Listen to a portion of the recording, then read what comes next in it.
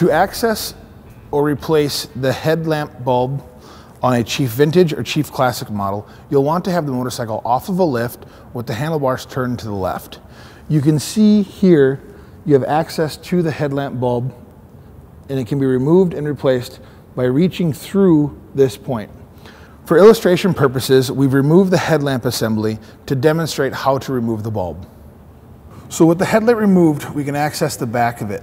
To remove the complete headlamp assembly, you can peel the rubber boot upward, exposing the actual headlamp mount. To dismount the headlamp, I'll push the wire tab under and rock it backward. This will allow the headlamp to be removed. Unless absolutely necessary, it's recommended that you do not disconnect the headlamp at the connector.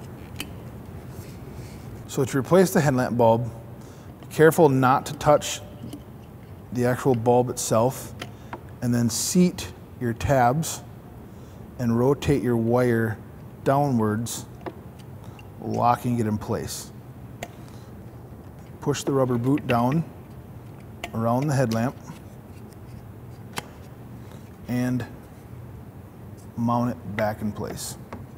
So now we'll talk about the other lamps on the front of the Chief Vintage or Chief Classic. To replace a turn signal indicator, you'll remove the upper fastener here and replace this entire unit as an assembly. The individual LED lamps are not replaceable individually. To replace a spot lamp, remove the screw on the bottom of the trim ring,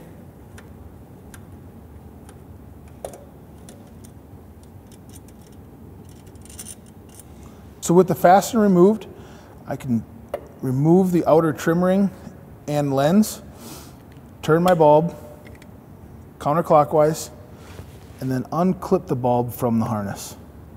To replace it, I'll mount the bulb back in the harness, audible click, I know it's in place, and then lining up the tabs, I'll mount the bulb back into the housing